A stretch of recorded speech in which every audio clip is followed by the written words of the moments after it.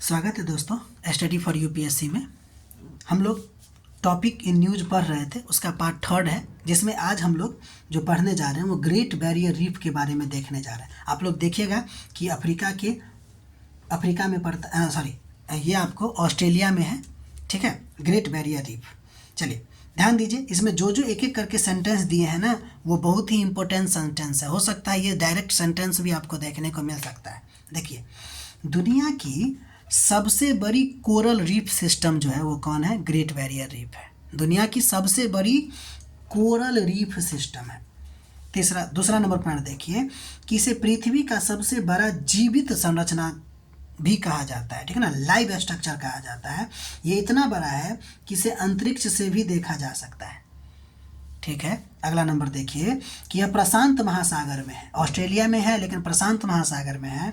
Australia के किस side में है? पूर्वोत्तर साइड में है, और वहाँ पर पड़ता है कोरल सागर, उसमें स्थित है। यानी ये सेंटेंस को ध्यान दीजिए कि ग्रेट बैरियर रीफ प्रशांत महासागर में ऑस्ट्रेलिया के पूर्वोत्तर साइड से कोरल सागर पड़ती है, उसमें है ये, ठीक है। अगला नंबर पॉइंट है जो और बहुत ज़्यादा इम्पोर्टेंट है कि यूनेस्को वर्ल्ड हेरिटेज साइट के द्वारा साइट इसको घोषित किया गया 1981 में, ठीक है। ये तो चर्चा में थी ये, ठीक है, क्योंकि भाई जब बहुत ही ज़्यादा जलवायु परिवर्तन हो रही है, इसके वजह से बहुत सारा प्रॉब्लम झेलना पड़ रहा है इसको, ठीक है। अब देखिए हम कुछ चीज़ देखते हैं प्रवाल के बारे में, क्योंकि ये जो कोरल है उसका मतलब होता है प्रवाल, ठीक है। प्रवाल देखिए, हो सकता है पूछा जाए कि ये किस मतलब कि टैक्सोनॉमी एक चैप्टर होता है आपको साइंस में, उसमें किस संघ से आता है, तो प्रवाल जो है निडेरिया, ये पुराना नाम था, इसी का नया नाम है सिलेंट्रेटा संघ का चूना स्रावी जीव है, यानी कि चूना निकालने वाला जीव है, ठीक है। ध्यान दीजिए, इसका जो बाह्य कवच है ये CaCO3 से बना होता है। आप देखे होंगे जो स्नेल होता है, या फिर कहें तो घोंघा जो हम लोग के यहाँ बोला जाता है बिहार में, तो ये जो है आपको CaCO3 है, ठीक है। कैल्शियम कार्बोनेट इसको बोलते हैं, जो इसका बाह्य कवच बना होता है, ठीक है। ध्यान दीजिए, इसका आकार बेलनाकार होता है, और बेलनाकार होने के कारण ही इसको पॉलिप कहा जाता है। इसको क्या कहा जाता है? पॉलिप कहा जाता है। एक और बात, ये आपको परपोषी जीव है, इस बात को ध्यान दीजिएगा। क्या है ये? हेट्रोट्रॉपिक नेचर का होता है। और यह जो है ना आपको शैवाल के साथ, एक शैवाल है जिसका नाम है जूजेंथेले, के साथ सहजीवन में रहता है। ये दो सेंटेंस आपको क्या बताने की कोशिश कर रहा है? आप जब भी पढ़े होंगे तो पढ़े होंगे कि शैवाल के साथ ये सहजीवन में रहता है। लेकिन अगर मान लीजिए कि यूपीएससी आपसे पूछे कि प्रत्येक कोरल जो है आपको वह सहजीवन में रहता है, सहजीवन में रहता है, बताइए ये सेंटेंस सही होगा या गलत? गलत होगा। ऐसा इसीलिए क्योंकि प्रत्येक शैवाल प्रत्येक प्रवाल नहीं रहता है, ठीक है ना। ये क्योंकि परपोषी है, ये दूसरे चीज़ पे डिपेंड होता है, लेकिन जरूरी नहीं कि सिर्फ इसी के साथ रहे, ठीक है। ये सहजीवन में रह भी सकता है, नहीं भी रह सकता है। इस सेंटेंस को भूलिएगा नहीं भाई। परपोषी होता है नेचर का, और हम लोग भी तो परपोषी है, लेकिन क्या हम लोग सहजीवन में रहते हैं क्या? वो अलग बात है कि हमारे पेट में जो लार्ज इंटेस्टाइन है उसमें कोलाई बैक्टीरिया होता है, वो मतलब कि सहजीवन में, यानी कि सिम्बायोटिक रिलेशन में होता है, ठीक है। तो ये 4-5 पॉइंट प्रवाल के बारे में याद रखिएगा। अगला नंबर, प्रवाल जो है ना वो कहाँ हो सकता है? तो पहली बात कि तापमान देखिए, इसके लिए 20 डिग्री से 21 डिग्री सेल्सियस टेम्परेचर चाहिए, कभी कभी 23 तक भी जा सकता है, ठीक है। तो 20 से मिनिमम 18 से नीचे नहीं होना चाहिए। ध्यान दीजिए, 18 डिग्री से नीचे नहीं होना चाहिए, ठीक है। 20 डिग्री से 21 डिग्री सेल्सियस तक चल सकता है, उससे आगे मत 21-22 तक भी अब इसको आदत हो चुकी है। लवणता की अगर बात कीजिएगा तो 27 से 30 होता है, ठीक है ना। इसके बाद गहराई की बात कीजिए तो इसको सैलो वाटर चाहिए, ज़्यादा गहरा नहीं चाहिए, लगभग 60 मीटर से 80 मीटर, कभी कभी 100 भी हो सकता है, 200 भी हो सकता है। तो गहराई मिनिमम चाहिए, इसको सैलो वाटर चाहिए, ज़्यादा गहरा नहीं चाहिए। और साथ ही साथ ध्यान दीजिए कि इसके लिए जो जल होना चाहिए ना वो अवसाद मुक्त होना चाहिए, स्वच्छ होना चाहिए। क्या होता है कि अगर इसमें सेडिमेंट ज़्यादा है ना तो प्रवाल के माउथ में क्या होता है कि आपको क्या होता है, सवाल के माउथ में वो जो सेडिमेंट होता है ना वो आपको चला जाता है, जिसके वजह से वो उसका दम घुटने लगता है, भोजन नहीं खा पाता और वो मर जाता है। अच्छा, एक चीज़ और हम यहाँ बताना चाहते हैं।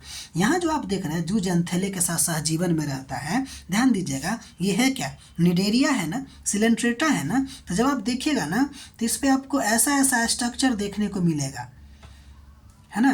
तो ये क्या करता है ना, इस जीव से मतलब इस अपने ये जो स्ट्रक्चर है, इस स्ट्रक्चर से क्या करता है, छोटे छोटे ना आप क्या कह सकते हैं उसको कि ये तो अपने फाइटोप्लैंक्टन जैसा है, फाइटोप्लैंक्टन है, जो ये क्या करता है, छोटे छोटे एकदम सूक्ष्म माइक्रो ऑर्गेनिज्म को इससे पकड़ पकड़ के खाता रहता है, और इस दौरान यह अपने भोजन का 40% जो है वो यूज कर लेता है। इसलिए हम आपको बोले हैं कि प्रत्येक कोरल जरूरी नहीं कि वह सहजीवन में रहे, बाकी 60% जो है यह सहजीवन से पूरा करता है। ठीक है, चलिए अब हम लोग आगे बढ़ते हैं। कुछ शहर जो था आपको वो चर्चा में थी, जैसे एक मोसुल शहर है। पूछा जाएगा कि इस शहर चर्चा में है, ये कहाँ है, कहाँ स्थित है, तो कहेंगे इराक में। कुछ और बात देखिए कि यह जो एक नदी बहती है जिसका नाम है टिग्रिस या टाइग्रिस बोलते हैं, उस नदी के पास स्थित है। ठीक है, ये शहर चर्चा में क्यों था, क्योंकि वहाँ पे इराकी संघर्ष और आईएसआई के खिलाफ जो है आपको वो जगह जो है बहुत ज़्यादा प्रभावित है, इसलिए शहर चर्चा में है। ठीक है, ध्यान दीजिएगा, मोसुल के पास ही एक बहुत ही प्राचीन असूरियन राजवंश की राजधानी है जिसका नाम है निनवे, ये भी न्यूज में है।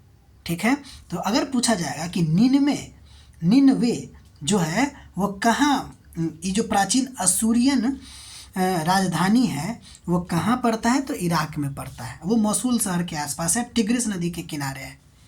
आगे बढ़े, चलिए एक और शहर चर्चा में था जिसका नाम था इडलिब शहर, जो कि सीरिया में पड़ता है। कहाँ पड़ता है, सीरिया में। यह भी आपको सीरियाई गृह युद्ध से प्रभावित है। ध्यान दीजिएगा, क्वेश्चन ऐसे भी पूछ सकता है ऐसे, शहर देश चर्चा में क्यों। मान लीजिए यहाँ दे देगा इडलिब, यहाँ दे देगा आपको इराक, और यहाँ दे देगा आपको सीरियाई वगैरह वगैरह। तो देखिए आपका पहला सेंटेंस गलती हो जाएगा, क्योंकि हम आपको इडलिब जो बताए हैं वह सीरिया में बताए हैं, इराक में नहीं बताए हैं। इराक में आपको हम बताएं मोसुल शहर। तो यूपीएससी अब ऐसे भी क्वेश्चन पूछने लगी है, इस पर भी भाई गौर करने की बात है। ठीक है, इसलिए आपको इसी तरीक़ा से बताने की कोशिश कर रहे हैं। एक और कॉरिडोर चर्चा में थी जिसका नाम था नेतजारिम कॉरिडोर। ये आपको गाजा और पैलेस्टाइन में पड़ता है। पूछा जाएगा कहाँ पड़ता है, तो गाजा या पैलेस्टाइन में। देखिए गाजा शहर को विभाजित करके क्या किया जा रहा है, एक बफर जोन बनाने की कोशिश किया जा रहा है। क्या किया जा रहा है, ये इजराइल द्वारा प्रस्तावित है।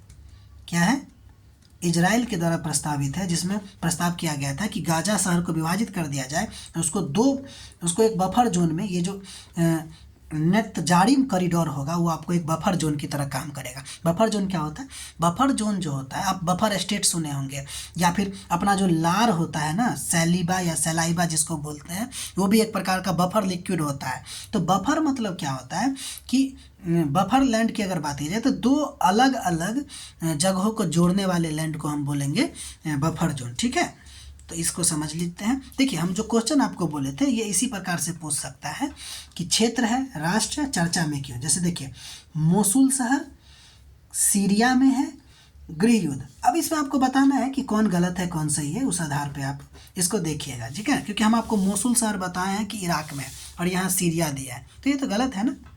ठीक है, तो इसके आधार पर हमको बताइएगा कि कौन सही है और कौन गलत है, और इसके लिए कमेंट भी कीजिएगा। ठीक है, तब तक के लिए आप अपना ध्यान रखिए, पढ़ाई कीजिए। इसी तरह हम करंट अफेयर से रिलेटेड जो टॉपिक है वो लाते रहेंगे और आपकी मदद होती रहेगी। ठीक है, तब तक के लिए धन्यवाद। चैनल को सब्सक्राइब कीजिए, शेयर कीजिए और लाइक भी कीजिए। ठीक है।